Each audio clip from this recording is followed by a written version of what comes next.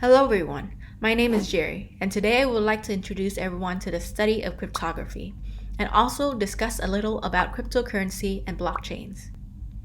As cryptocurrency has become very relevant in recent news and is a new and exciting domain, both from a monetary and a technological standpoint, it would be an interesting point of discussion due to its inherent reliance on cryptography.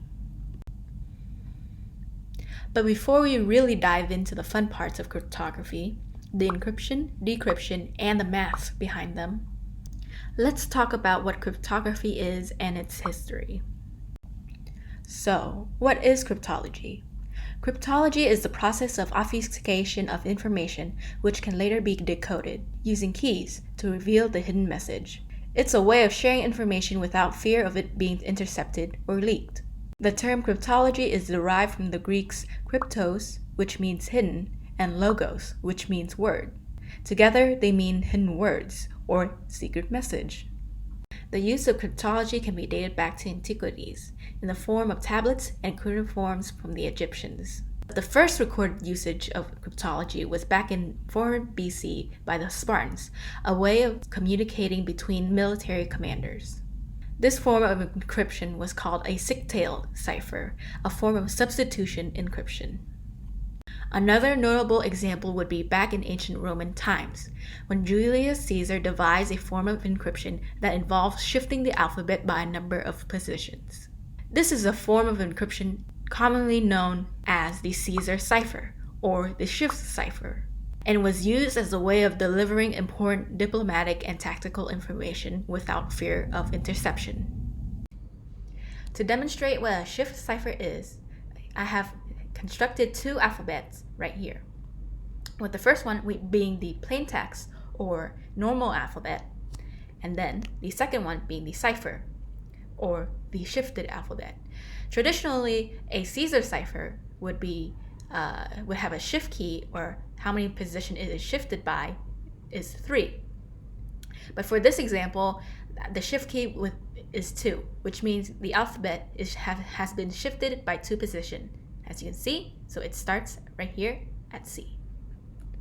All right.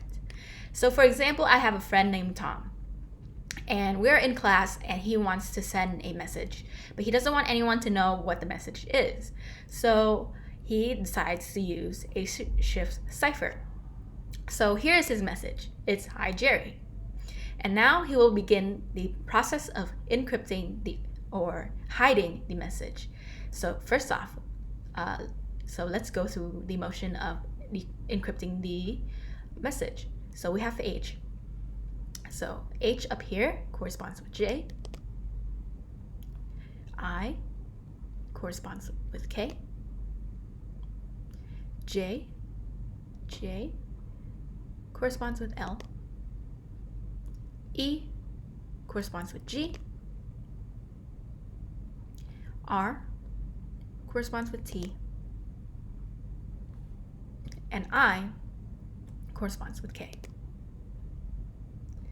Now, he finally has his encrypted message, and which he is now able to send to me. So, once I receive the encrypted message, I will begin the decrypting process. So the decrypting process looks something like this. First, I had put the cipher alphabet on top, and then the plain text alphabet at the bottom. This allows me to be able to decrypt the message. So, first, we have the encrypted message as before, and encrypted message as before, and we will begin the decrypting process. So first off, H is H, K, I, L, J, G, E, T to R, and K to I. And as you can see, once I have decrypted the message, it now corresponds to the original message that Tom wanted to send to me. And that's the basics of what a shift cipher is. To better understand the history and advancement of cryptology, we should view it as three phases. The first phase, dating back to ancient times to World War I, where most of the encryption was done manually and limited to mnemonic devices. It was further limited by the number of pages available and could only handle a few thousand characters at a time. Then come Phase 2, which dates back to the early days of World War I to the present, but more specifically between the periods of World War I and World War II. With the mechanization of cryptography came more complex and sophisticated ways of encryption. This period of time especially saw major advancement not only in crypto devices, but also techniques in crypto analysis. Code systems were used back in World War I for high command, diplomatic, and tactical communications. However, these cipher systems lacked sophistication, and by the end of the war, more complex systems were used.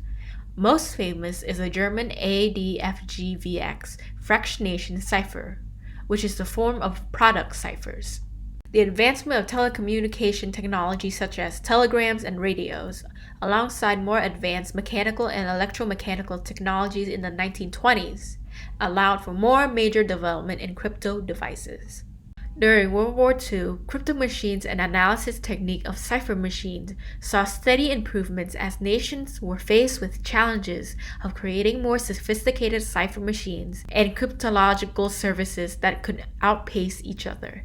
In comes American cryptologist Edward H. Hepburn, who first recognized and patented the use of rotors in cryptology in 1917. Which allowed for polyalphabetic substitution of almost arbitrary complexity. Although the usage of rotors had already existed before this period, this was the first patent used for the purpose of encryption. Hepburn, starting from 1921 and continuing on to the next decade, worked with the US to continue improving rotor machines. His contribution led to the United States winning the information war between it and the Axis powers in World War II. Meanwhile, two notable European engineers, Hugo A. Koch of the Netherlands and Arthur Scherbius of Germany, independently discovered the rotor concept and designed machines that became the precursor for one of the most famous cipher machines in history, the Enigma, used by the Germans in World War II, which was subsequently defeated by Alan Turing's code-breaker machine, the bomb. The history, engineering, and math behind these two machines are incredibly fascinating. However, due to time, I can only briefly show you the complex inner workings of these machines. These machines not only played major roles in the history of cryptology, but also in the outcome of World War II. Finally, we have entered the third and final phase of cryptography, which has lasted for the last 2 decades of the 20th century. With the advent of the information age came dramatic development for cryptography, caused by the need of securing information and data for more advanced telecommunication and electronic technology.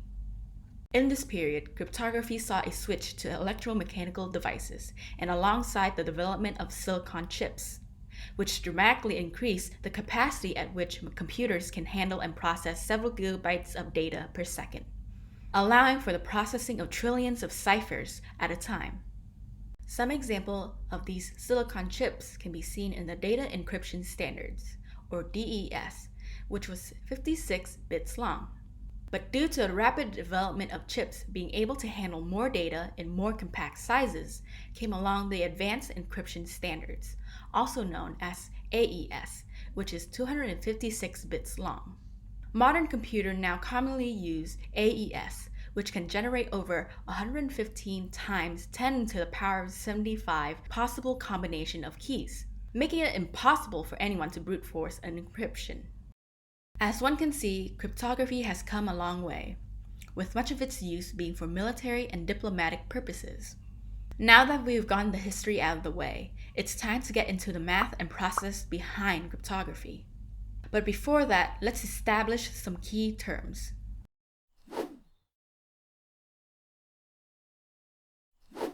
First off, encryption, or the process of scrambling or changing of a message to hide the original text or information. Then there's decryption, which is the reversal of encryption, the process of unscrambling a message to reveal the original text or information. There's also ciphertext, which is gibberish text that needs to be decrypted to show the original message or data. Then there's plain text, which is the original message before it is encrypted. Next is keys, which are secret passwords for unlocking or decrypting a message. As mentioned before, modern computers now use AES to generate keys. Then there are types of encryption processes. There is symmetric encryption, which uses the same key to encrypt and decrypt a message. A Schiff's cipher is an example of a symmetric encryption. These types of encryption are less common in the modern age due to the public nature of the internet, making it difficult for two computers to establish a private exchange with one another. Another type of encryption is asymmetric encryption, which uses different keys for encrypting and decrypting and involves the use of a public and private key. A public key can be used to encrypt data and is open for anyone to use, while a private key can only be used by a computer with access to the private key to decrypt data. With that now out of the way, let's begin diving into the math behind the two types of encryption.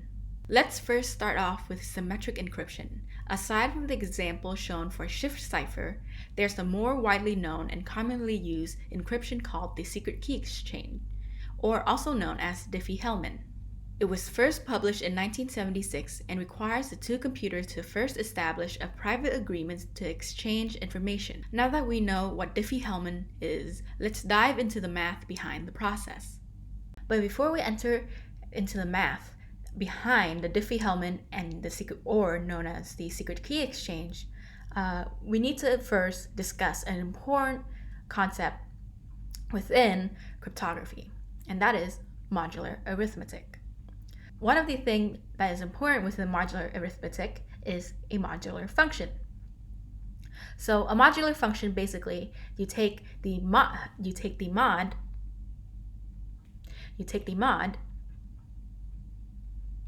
of any number and it will return a remainder, for example.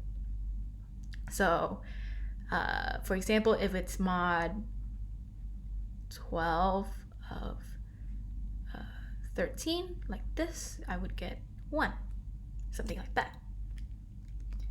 Right, so then that means an important way to visualize how modular function works, I have constructed a sort of visualization, which is a clock phase. As you can see, it starts at 0 and does a whole loop around until 11. So this is a mod function for 12. So imagine like the example I've shown you before. So 13 mod 12, 13 mod 12 would be 1. And then 14 mod 12 is 2. 15 mod 12 is 3, so on and so on until you reach the next multiple of 12, which is 24, and then it returns to 0. And this is important because you're able to extract a specific value that can help you with encrypting and decrypting code. Data or information. But because of the nature of the circular motion of a modular function, you can arrive at a value, but is not able to discern how many times the clock has turned. So if I am at 1, it could be the value could have been originally 13 or something, or maybe even, I don't know, maybe 26, something like that. It's 25, not 26, something like that, and so on and so on and so on. And that's basically the concept of modular arithmetic. And another side note, it just basically goes from 0 to all the way to n. So this clock can expand an arbitrary amount of arbitrary size to n. It could just be 0 to 3. So this could just be 3, and so on and so on and so forth. So now that we have grasped the concept of modular arithmetic and modular function, let's dive into the math behind the secret key exchange, or also known as Diffie-Hellman. So first, we have two parties. We have Tom and Jerry. And they want to establish a connection or exchange of information. So they have first agreed on that. And so here we have the public. And the public is, well, just the public internet. And for example, let's say this is the function that is governed by the public, with y being 7 and p being 13. All right. So first, both Tom and Jerry need to pick a number. So Tom picks 8 and Jerry picks 2. So then what happens next is that Tom will then plug his 8 into the public function. So he has 7 to the power of 8, as you can see, mod 13, 7 right here, 13 right here, which is then equal to 3. And Jerry will do the same thing as she does over here. So once again, 7, 13, and then 2, which then will make her reach the 10. And then with these two numbers, they will exchange it to one another. As you can see, they'll give it to one another. And so that means Tom will have received the 10 and Jerry would have received his 3. All right, let's backtrack a little bit. So then Tom will plug in Jerry's 10, like this, into the function, into this function, but with his 8, as you can see. So 10 to the power of 8, still mod 13, as you can see, which then he will reach 9. Jerry will do the same thing as well. She'll plug in his 3 that he has sent to her to the power of her 2 that she originally picked, mod 13, as so. And then what she'll get is 9. And as you can see, 9, they have reached a key, the same message that they have both first agreed on. And so that is basically the math behind the secret key exchange and such. And also, just another side note, just a side note.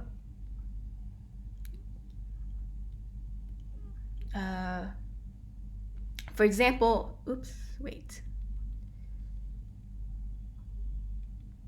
just a side note.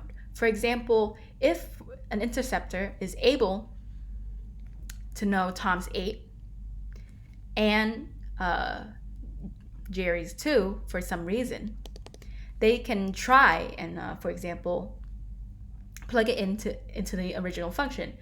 But obviously, 7 to the power of 8 times 7 to the power of 2 is equal to 7 of 8 plus 2, which is not equal to what this is basically doing, which is 7 to the power of 8 and then to the power of 2. This is what the 10 is basically doing. And therefore, that's why, even though they may be able to know the number that they have chosen originally, they still won't be able to kind of get the key that both party has kind of developed.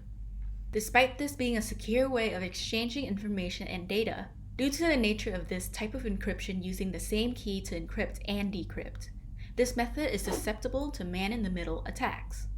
which basically means someone intercepts in the middle of the key exchange and is able to access and alter the information however they want.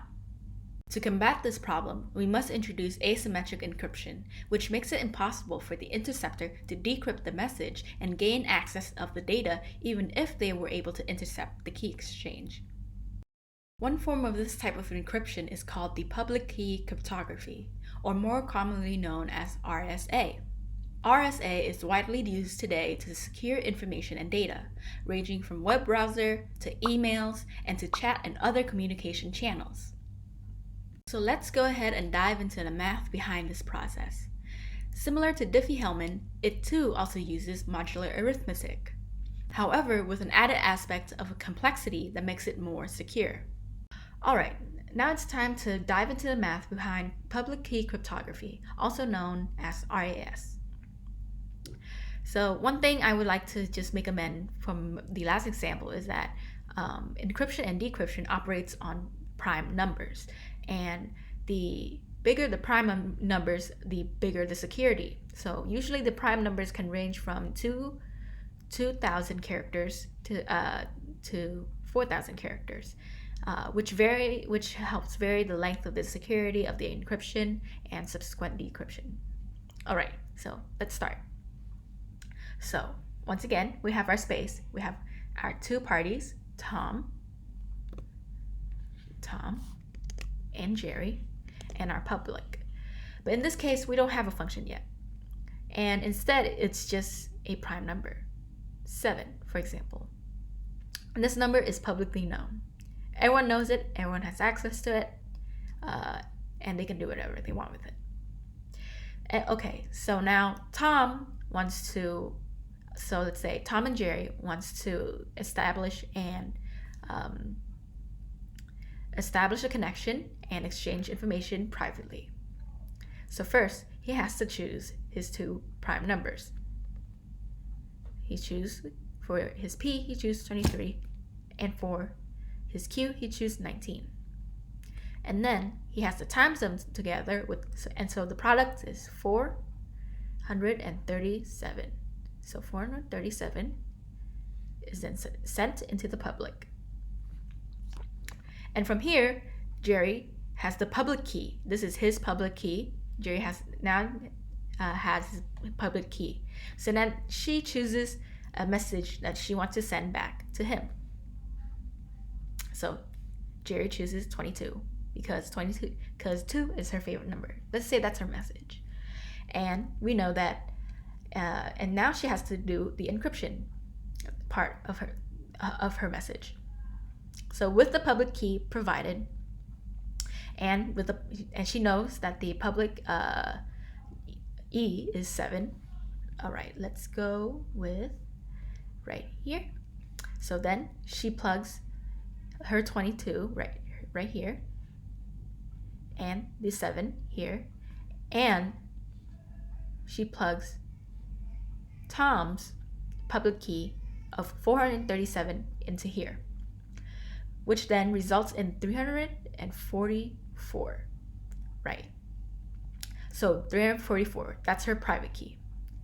And that's what she used to encrypt her message and sends her message back to Tom. Now, Tom receives 344. So what he does next is that he has to begin decrypting the message. And this is the equation to decrypt the message, right? As you can see, there's added complexity of a different equation using to encrypt and decrypt is why it's called asymmetric encryption, and makes it more complex and more secure than symmetric encryption, as shown in the previous example of Diffie-Hellman. But let's move on. So yes, then he first has to find the product of his P minus 1 and his Q minus 1, which is, let's make some space. All right, which is 22 times 18, 18, which is then equal to 396 or 396. Right, so he got his 396.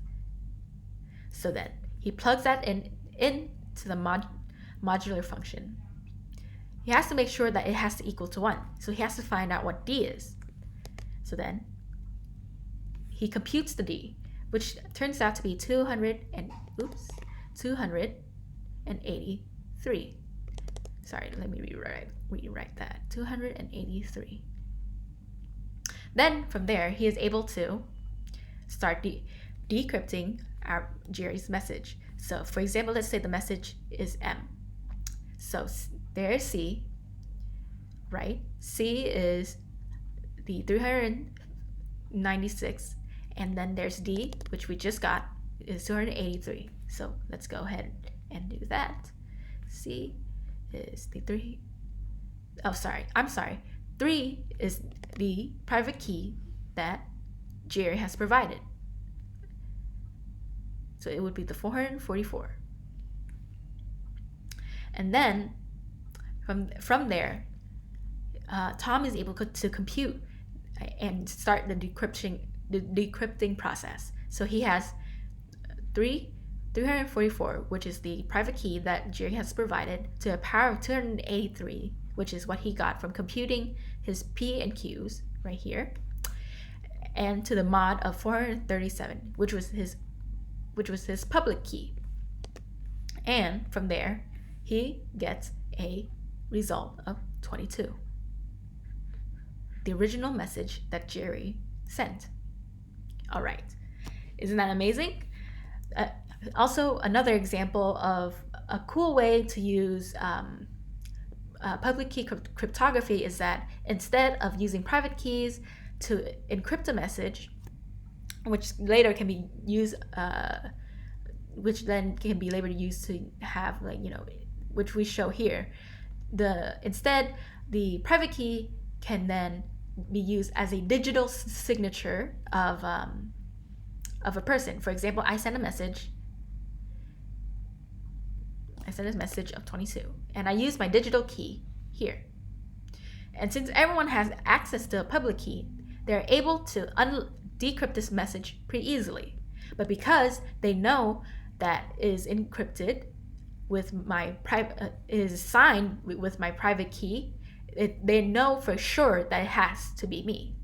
And this idea of digital signature is very important later on when we begin to discuss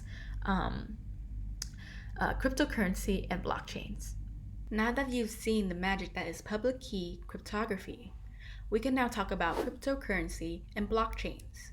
In recent years, there have been an influx of news surrounding a new type of currency called Bitcoin. Bitcoin is one of the many different kinds of cryptocurrency out there in the market. So, what is a cryptocurrency?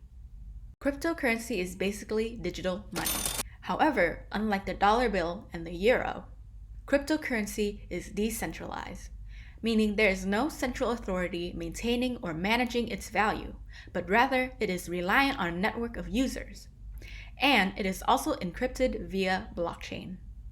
So then, what is blockchain, and how does it fit into cryptocurrency? Blockchain is basically a book of all recorded transactions within the network, and every crypto user owns their own copy of the blockchain ledger. Every time a transaction is made and logged, every copy of the blockchain ledger is updated simultaneously with the new information. This creates a unified network of transaction and prevents alteration of the blockchain due to its distributed nature. Meaning a hacker who intends to alter the blockchain in any ways would have to change 51% of all ledgers within the network to match their fraudulent ones. How blockchain works is that each group of transaction is recorded into blocks and is linked to the previous groups of transaction, creating a chain. However, each group of transaction must be verified before it can be put into the chain, as to prevent counterfeiting and double spending. The verification process requires public and private keys, where each network participant has a private key that acts as a digital signature to every transaction that is made. Once again, linking back to our concept of public key cryptography. As such, blockchains have two methods of verifying these transactions: proof of work and proof of stake. The most common and widely known method is proof of work, where participating users, usually called miners, all race to solve the mathematical puzzle provided by an algorithm to verify the transaction. The user who solved the problem first verifies the transaction and is rewarded with more cryptocurrency. That's why lately you may have heard the phrase mining for Bitcoin floating around. However, the issue with this method is that it requires an immense amount of computational power and electricity. In fact, it is estimated that 0.21% of all the world's electricity is used for the purpose of mining Bitcoin, with Bitcoin miners spending up to 60 to 80% of all of their earnings in electricity bills. Adding on to that, as cryptocurrency networks expand, so does the power required to mine a single crypto. As such, this method of verification has come under fire recently due to the hazard it has on the environment, both in terms of CO2 pollution generated from the power needed to mine a single crypto and the deforestation that occurs to make space for Bitcoin farms. The other method, proof of stake, is a more power-friendly way of verifying a transaction. It does not require power-intensive equation solving and is faster and more efficient. In proof of stake, the participating user or validator have to stake or put forward an amount of their own cryptocurrency, which is then locked up in a communal safe. Once the stake owner is chosen to verify the transaction, they'll be rewarded with more cryptocurrency. To discourage fraud, being chosen to verify invalid transaction means forfeiting a portion of your stake, meaning you lose some of your digital money. In proof of stake, your odds of being chosen increase with the amount you stake. Therefore, a downside to this method is that it requires you to already own some amount of cryptocurrency beforehand. In this sense, proof of stake is like a gamble. If you still don't get it, imagine proof of work is basically the teacher forcing the class to do a math worksheet before they're allowed to go to recess. The student then all race to see who can solve the worksheets first so they can go to recess first. In this scenario, the students are the miners, and the teacher is the algorithm giving the worksheet. And the reward from solving the worksheet the fastest and getting to go to recess first is equivalent to solving the mathematical puzzle required to verify the transaction and subsequently getting rewarded with more cryptocurrency. As for proof of stake, imagine there is a hat, and everyone who put their names into that hat has a chance of winning the prize if their names get picked. Therefore, if someone put their name several times into the hat, it is more likely to be chosen as the winner. In this case, the hat is the communal safe that stores all the crypto. The number of times a person puts their name into the hat is equivalent to the amount of cryptocurrency a validator is willing to stake. The prize is equivalent to the cryptocurrency rewarded to the chosen user who will verify the transaction. As such, an economy is born. Whenever a user decides to spend their cryptocurrencies, it's allowing other users the chance to verify that transaction and generate more cryptocurrencies in return. Due to the nature of the verification process, the transaction is not instantaneous and will have some lag time. Additionally, due to the lack of centralized authority, the value of cryptocurrency can often fluctuate dramatically. For example, back in December 2017, when the value of Bitcoin surged to $19,000 per Bitcoin before dropping dramatically to only $7,000 in the following months. Overall, cryptocurrency has both its pros and cons. There are the pros of increased security of transactions and anonymity among a network. Yet it also has its cons.